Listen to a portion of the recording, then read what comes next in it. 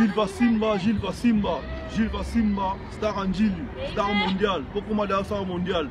Donc, il y a déjà mondial, donc il est bio quoi. Donc, Gilles Vassimba, quand tu es là, Zema Bilele, donc, il y a un peu de quoi, pour ça, donc, on va l'adversaire, Gilles Vassimba, donc, Oumela. Il y a déjà, Gilles Vassimba. Donc, il y a malade, il y a un série qui quand tu es là, Zema Bilele, il y a un peu de quoi. Pour moi, la minute, on s'en mouté, au moins, on n'a jamais souhaité jouer l'adversaire.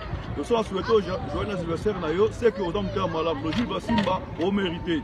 Donc, mérité pour Zema Bilele, il y a un peu de quoi. Donc, jouer l'adversaire, donc, Oumela, donc, il y a un malade, donc, on va battre là, on va encourager.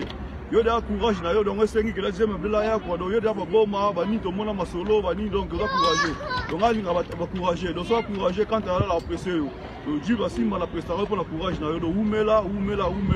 Donc, sans oublier, Gilles Vassimba, donc, pièce, et possibilité, quoi. Donc, pièce, c'est vraiment jeunesse, c'est de la Bible.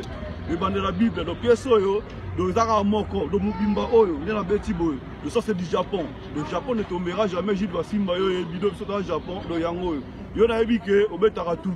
Mais si on commence à tirer dans le Japon, donc, Japon, Yango, donc, il souhaité, quoi. Donc, Gilles Vassimba, Oumela, il y a la bien, donc, famille, quoi. Donc, Gilles Vassimba, famille, donc, Oumela, donc, il y a la bien en famille, quoi. Donc, ça va battre la vie. Allez.